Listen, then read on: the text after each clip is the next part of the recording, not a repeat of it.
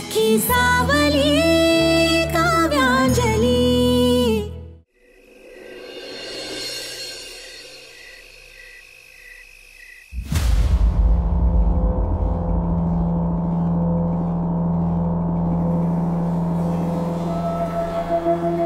हे ब्रेसलेट हे सोन्याचं नाहीये का? अरे कसं आहे, त्यात फक्त 1 ग्राम सोनं असतं, पण ते दिसतं सोन्यासारखं। 2-4 वर्ष चांगलं टिकतं। 1 ग्राम मध्ये तोडे मिळणार असतील तर ऑनलाईनच बघायला हवेत। पूजेच्या आधी सगळं अरेंज झालं तर पूजेत काही गोंधळ होणार नाही। विशू, काही काम चाललंय का तुझं? नाही, बोल ना। अरे काय नाही, पूजेच्या खरेदी करता उद्या जायचा विचार आहे आमचा। तू ना काव्याकडे थोडे पैसे देऊन ठेव, म्हणजे काय आहे, उद्याच्या दिवसात सगळी खरेदी करायची असा विचार आहे आमचा। आई, मी काय म्हणतो, माझ्या ऑफिसमधून त्या कलिग आल्या होत्या ना माझ्या, मिस श्रेष्ठा। हो, आता कसं असतं, आमच्या ऑफिसमधले सगळे इव्हेंट्स त्या मॅनेज करतात। तर आता कसं आहे, पूजेला कॉर्पोरेट फील्डमधले सगळे माझे मित्र कलिग्स वगैरे येणार, तर प्रोग्रामची सगळी जबाबदारी आपण तिला देऊ। अरे तुझ्या ऑफिसच्या लोकांना येऊ देत, पण त्यांची जबाबदारी ती कोण म्हणालास? श्रेष्ठा।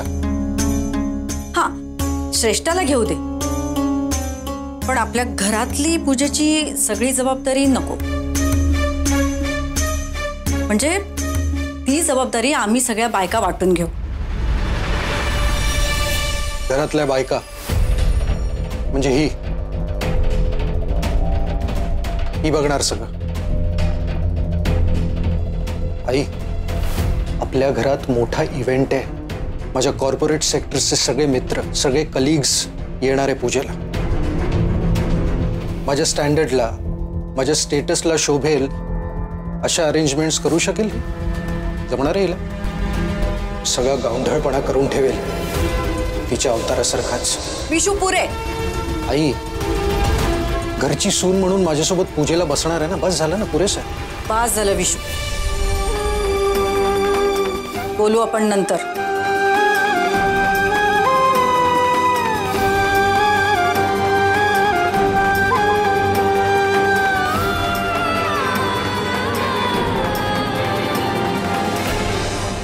आई म्हणाली म्हणून शेफारून जाऊ नकोस। पूजेची सगळी तयारी श्रेष्ठा करेल। आणि हो,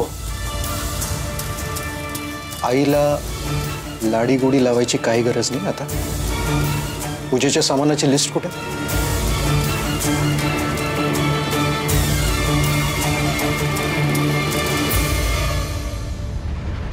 जे काही आणायचंय श्रेष्ठा आणे। जा।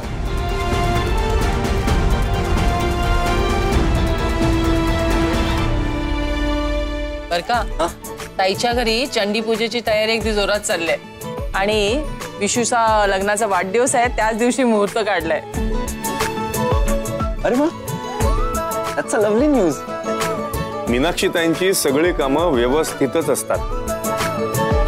बाबा, आई, आपण सगळे एकत्र मिळून जाऊया पूजेला। नक्कीच। वहिनी, आय एम सो सॉरी, एक सांगायचीच विसरले। काय ग? प्रमिला येऊन गेली घरी।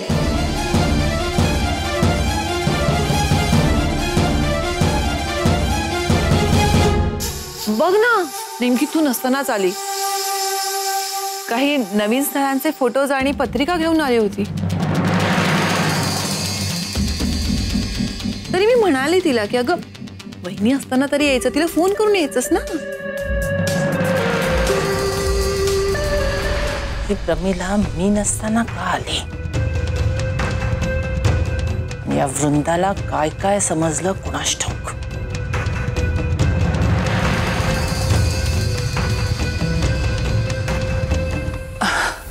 मग काय बोललीस प्रमिलाशी?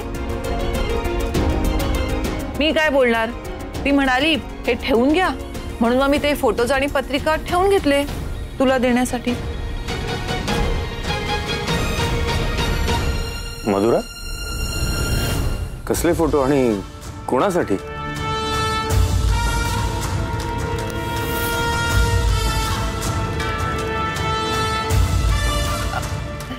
सांग ना वहिनी, कसले फोटोज?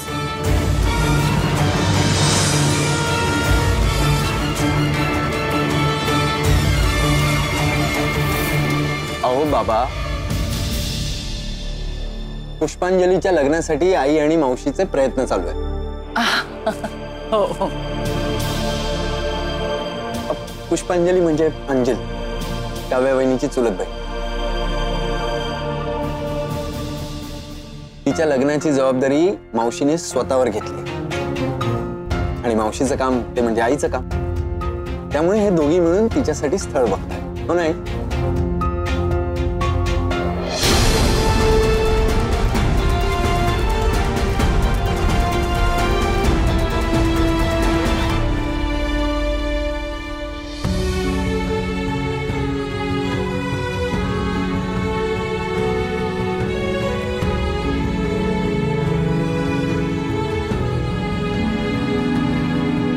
अंजली, जमले का पैसे?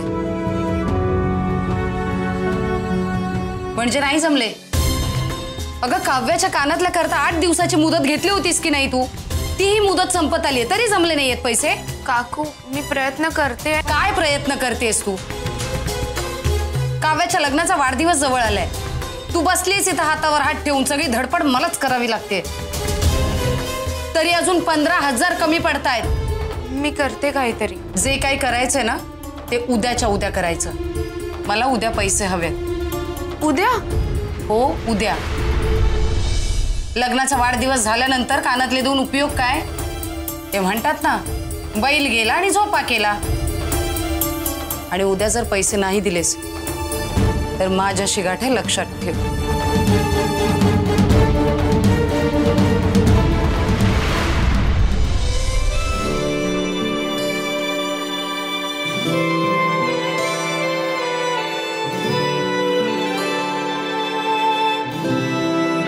आता काय करू?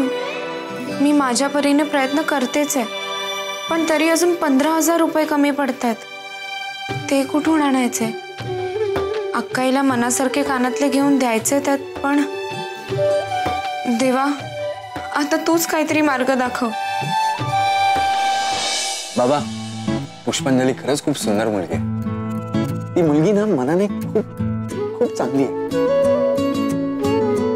साधी, समजूतदार, हार्ड वर्किंग.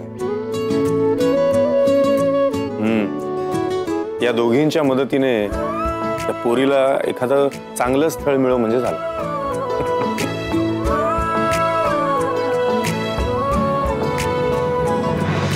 ते सगळं ठीक आहे, पण जर त्या अंजलीसाठी स्थळ शोधतायत तर त्या प्रमिलाने मुलींचे फोटोज का आणून दिलेत मधुरा वहिनीकडे?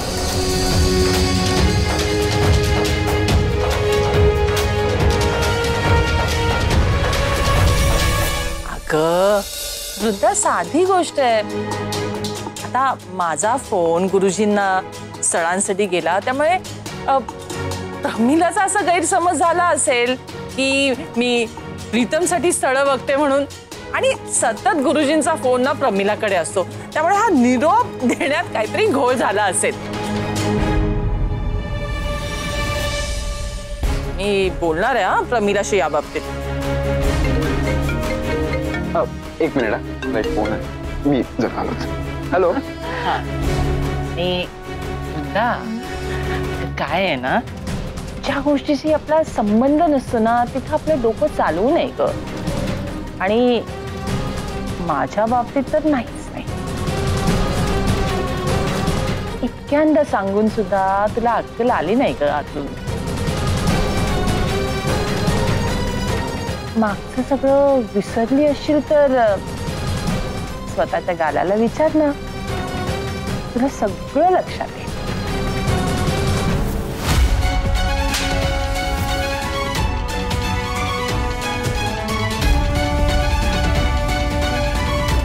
तू स्वतःचा संसार नाही सांभाळू शकतीस. माझ्या मुलाच्या संसारावर अशा वाईट गोष्टीचं सावट मला नकोय. समजलं?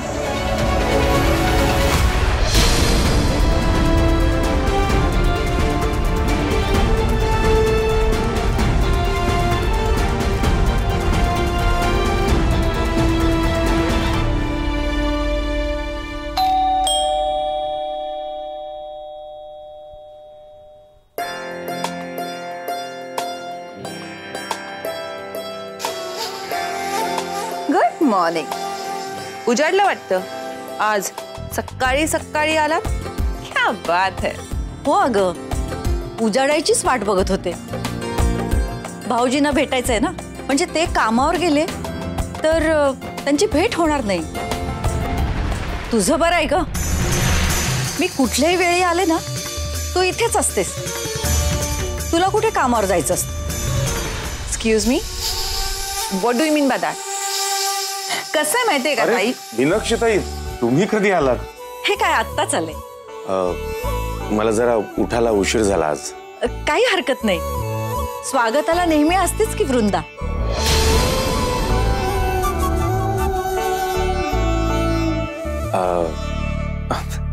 अरे तुम्ही उभ्या का?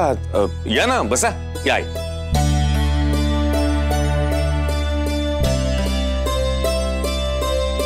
बसा. काय ताई? अगं आज सकाळी सकाळी तुझं दर्शन. हो ना, तुमची सगळ्यांची एकत्र भेट व्हावी म्हणून आले. मधुरा, तुला तर पूजेबद्दल मी सांगितलंच आहे. तुम्ही सगळ्या आदल्या दिवशी राहायला आलात ना की खूप मज्जा येईल. काय आहे, असे क्षण नेहमी नेहमी येत नाहीत आयुष्यात. मुलांच्या सुट्ट्या सुरू आहेत आणि प्रीतम अंकल लागतो ना दंगा घालायला. हो ताई, आम्ही सगळेजण आदल्या दिवशीच येऊ. वृंदा, तुलाही यायचंय? या ऑफकोर्स येणारच आहे मी.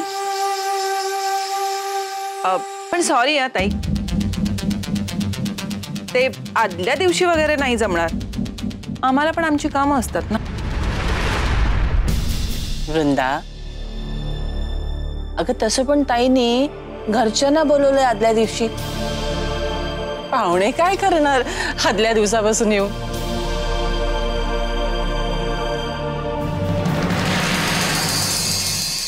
मी पाहुणी काय? ही पाहुणी तुम्हा कशी सळो की पळो करून सोडतीये ना, ते बघशीलच तू. मीनाक्षी ताई, म्हणजे बहिणींनी सांगितलंच असेल तुम्हाला, पण आमच्या घरी सुद्धा प्रीतम आणि निकेताच्या लग्नाची तयारी जोरात सुरू आहे बरं का. आणि तुम्ही सगळ्यांनी आमच्याकडे राहायला यायचंय, तेही 4 दिवस. मी तर सांगणार आहे प्रीतमला, मस्तपैकी डेस्टिनेशन वेडिंग करूया. It's in trend you know. अगं, त्याच्या लग्नाला अजून खूप वेळ आहे. ते कसं करायचं, कुठं करायचं, त्याची आई आहे की खमकी ठरवायला. आपण कशाला नको तिथे लक्ष द्यायचं? ती ठरवेल काय ते. आपण फक्त लग्नात छानपैकी मिरवायचं. बरोबर ना? हो बरोबर आहे ताई.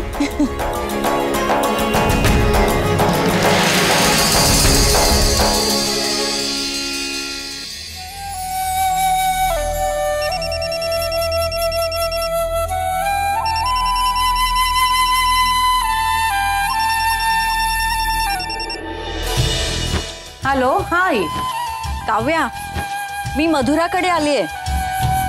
अगं, आपण आजच जाऊया खरेदीला बरं का. आम्ही दोघी इथून निघतो आणि तू तुझी कामं आवरली की ये. हो आई, चालेल. हे बघ, येताना गुरुजींनी दिलेली यादी आणि पिशव्या आठवणीने घेऊन ये. मंडईतच भेटू आपण. बर. काव्या, ही पूजा तुझी आहे, त्यामुळे सगळी खरेदी तुझ्या मनासारखी करायची आहे मला. पूजेचं सगळं तुझ्या मनासारखं होऊ दे. ती जबाबदारी मी तुझ्यावर टाकल्याचं घरच्यांना सांगितलंय. थँक्यू सो मच विशू, तू माझ्यावर एवढा मोठा विश्वास टाकल्याबद्दल. ऑफकोर्स, सगळं बेस्ट करशील माहिती आहे मला. या, ही पूजेच्या सामानाची लिस्ट नीट बघून घे. किती पैसे हवेत मला सांग, मी देतो. अगं पैशांची काळजी अजिबात करू नकोस. विशू लहान असताना एकदा ही पूजा केली होती मी, त्यानंतर आत्ता करते तुमच्या लग्नाला 12 वर्ष पूर्ण झाल्यानंतर. म्हणूनच या पूजेत सगळं तुझ्या मनासारखं करायचंय मला. आणि तू ही रीतिरिवाजानुसार सगळं नीट करशील याची खात्री आहे मला. रीतिरिवाज वगैरे सगळं ठीक आहे, पण हा इव्हेंट माझ्यासाठी खूप महत्त्वाचा इव्हेंट आहे आणि तो तसाच ग्रँड असायला हवा, माझ्या स्टेटसला साजेल असा. म्हणूनच मी माझ्या बायकोला कुठलंही काम ना देता तुला जबाबदारी देतोय. पण तुझ्या घरच्यांना हे सगळं चालेल ना? अगं उलट चांगलं आहे ना, तू हे सगळं मॅनेज करतेस, हे घरचे बघतील, त्यांच्याही नजरेत तू भरशील. एक लक्षात ठेव, माझ्या आईला या सणासमारंभाची खूप हौस आहे, ती खुश झाली पाहिजे. आणि आय थिंक तुझ्यासाठी सोपी गोष्ट आहे. सोपं आहे ग, सगळं व्यवस्थित होईल. आणि काही लागलंच ना तर आम्ही आहोतच की मदतीला. हाऊस मौज करायची हीच वेळ आहे. नाहीतर आहेच आपलं रोजचं रांधा वाडा उष्टी काढा. हो आई, या पूजेत माझी सून अतिशय सुंदर दिसायला हवी. काय तू अतिशय सुंदर दिसायला हवीस. म्हणजे ऑफकोर्स तू सुंदर आहेसच, पण हा पूजेचा दिवस आहे, व्हेरी इम्पॉर्टंट. असं फंक्शन करून दाखव की सगळ्यांच्या जिभेवर फक्त तुझं नाव असायला हवं. एकदा का तू हा इव्हेंट छान करून दाखवलास की आपली सगळी इक्वेशन्स बदलतील. सांगितलं ते लक्षात ठेव, पूजेची सगळी जबाबदारी तुझ्यावर आहे. हो आई, मी सगळं नीट करेन. पूजेच्या सामानाची लिस्ट कुठे? जे काही आणायचंय श्रेष्ठ आण. अरे देवा, यांनी ती यादी मागून घेतलीये. हे आईंना सांगताही येणार नाही. काय करू आता मी? बरं ठेवते मी आता फोन. आठवणीने सगळं घेऊन ये. भेटू आपण वेळेत ये. आई आई एक मिनिट आई. हा बोल. आई ती यादी आहे ना, यांनी बघायला घेतली होती, ती बहुतेक हे घेऊन गेलेत बरोबर. काय? अशी कशी तो घेऊन गेला ग ती यादी? तू दिलीसच का? मी काय सांगितलं होतं, नीट ठेव. आज आपल्याला खरेदी करायला जायचं होतं, सगळी कामं संपली असती आज. तुझ्यावर जबाबदारी टाकली होती ना, त्याच्याकडून यादी मागून घेणं तुझं काम होतं ना. जाऊ दे, तुला बोलून काय उपयोग आहे. आता कुठेच जाता येणार नाही. मी येते घरी. अगं ताई काय झालं? अगं काही नाही ग, विशू गुरुजींनी दिलेली यादी चुकून ऑफिसला घेऊन गेला. चुकून घेऊन गेला की मुद्दाहून? अगं पण तूच म्हणत होतीस ना पूजा त्याला त्याच्या पद्धतीने करायची म्हणून. ऑफिसमधून त्या कलिग आल्या होत्या ना माझ्या, मिस श्रेष्ठा, तर प्रोग्रामची सगळी जबाबदारी आपण तिला देऊ.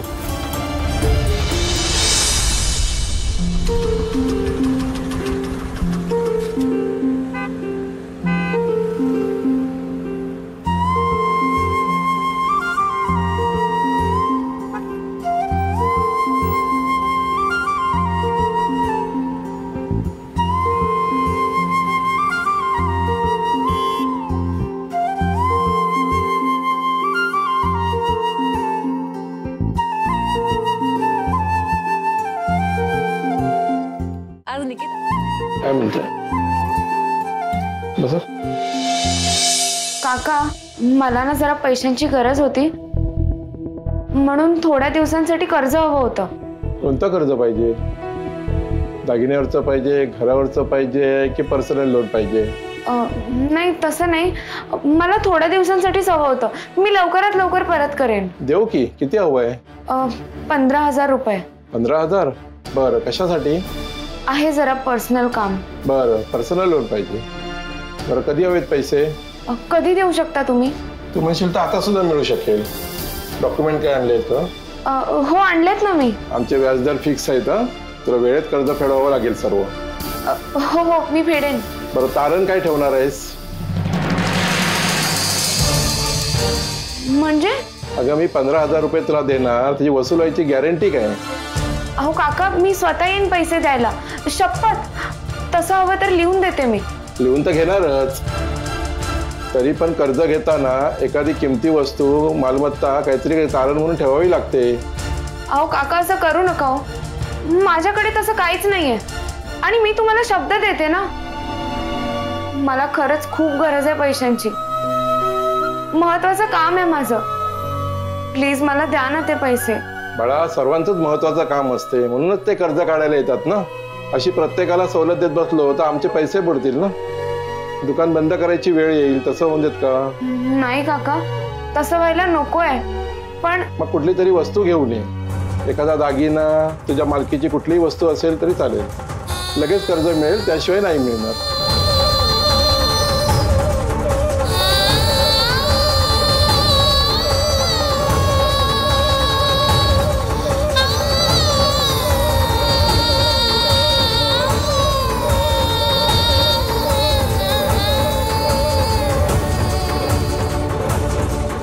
मी काकूला शब्द दिलाय, अक्काईसाठी मला काहीही करून पैसे मिळवायलाच हवे. शिलाईची कितीही कामं केली, दुकानात कितीही मेहनत घेतली, तरी एवढ्या कमी वेळात एवढे पैसे जमा होणारच नाहीयेत. हा माणूस कर्ज द्यायलाही तयार होत नाहीये. काय करू मी?